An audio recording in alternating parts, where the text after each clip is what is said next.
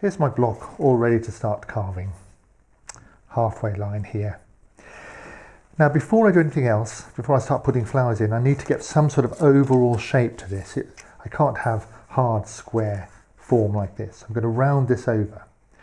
And I know this point in the middle is high, and then it's going to drop back lower down here. So I'm going to have to take wood off here and here. Rounding over this way, it might seem easy to just round this over so that it's symmetrical. But actually, with gravity, there's a tendency for the high spot to be over here. So I'm going to round over more here and flatter back here. So the shape is something like this. Like this. So as if gravity is, there's the back of the carving. Gravity is pulling it down. So from here, I've got to take wood off the edge, leaving this bit here and down to here, and also allowing, of course, for my flowers at the end, which I haven't quite worked out yet. I'm going to hold the piece on the bench like this, nice and firm. I've drawn the line where I think I'm going to take wood away in this plane here, slightly curved. I wouldn't go straight, and I'm going to take all this wood off along here on this side as if it's flat. So just dealing with this plane first.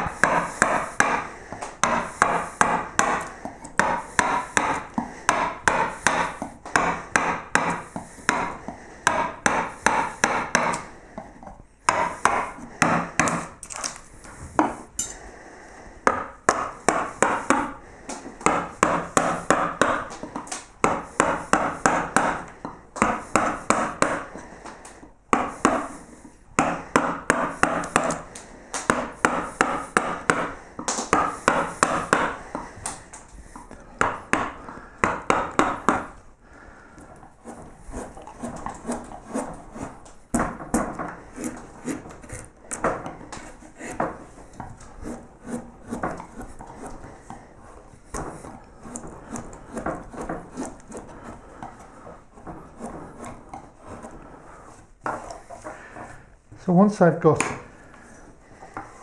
this sort of starting off this shape in this direction, I need to come in this direction. So what I've really got, what I've established here is sort of like a high spot. So I know here is going to be the high spot of my flowers down the bottom. So this is going to come back. But that high spot still wants to come along here towards this bottom edge. And that will sort of swing up like that. So I need to have an idea of where that is.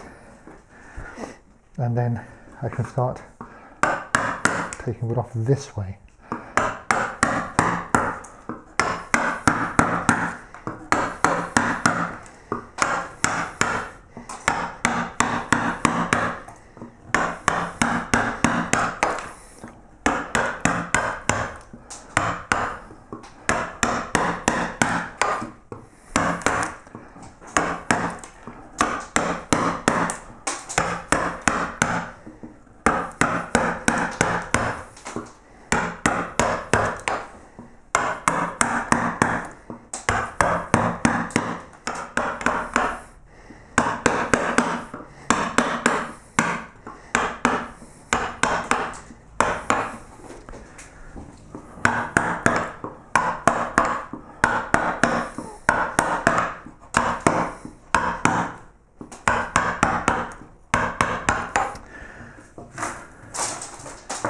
Okay, there's a first pass. I've come down to where I've drawn this line, because what's going to happen is there will be an undercutting round there. So I don't need to go right to the back, but somewhere there, just above the back surface, is the edge of the carving. So if I flip this around,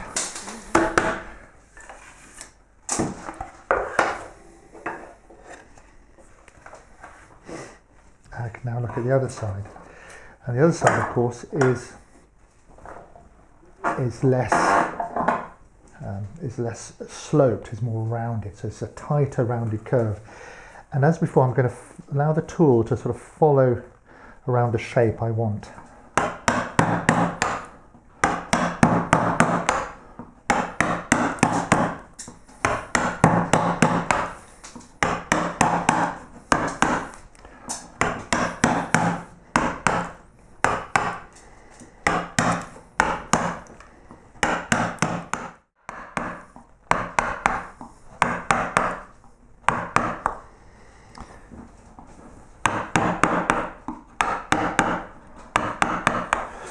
So as the tool comes here, it's coming so that the bevel is vertical. This wall here is vertical, and it will go under at some point. There will be some undercutting here.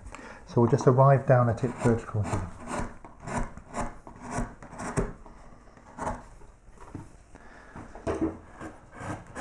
In order to see what I've got better, I'm going to just skim off some of these ridges, like this.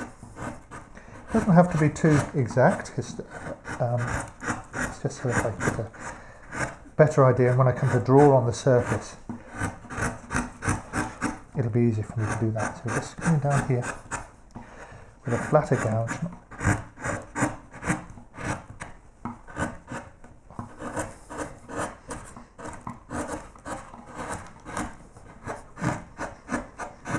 I'll work all over both sides.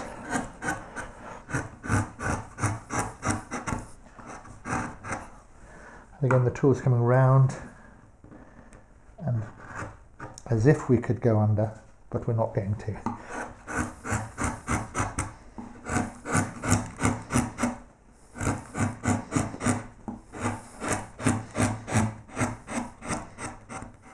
So here's the carving after a good first pass.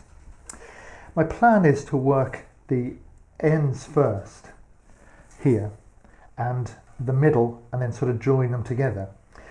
Now the end, I know this isn't right because I know this is very fat, and we will be having these sort of stalks coming out of what will be a flower here. So this is definitely smaller. And using my picture that I showed you earlier on of the flower, what I'm going to do next is make a clay model here, so I really know what's going on and I don't make a mistake. So I'm going to go off and do that, and I'll be back to show you the model.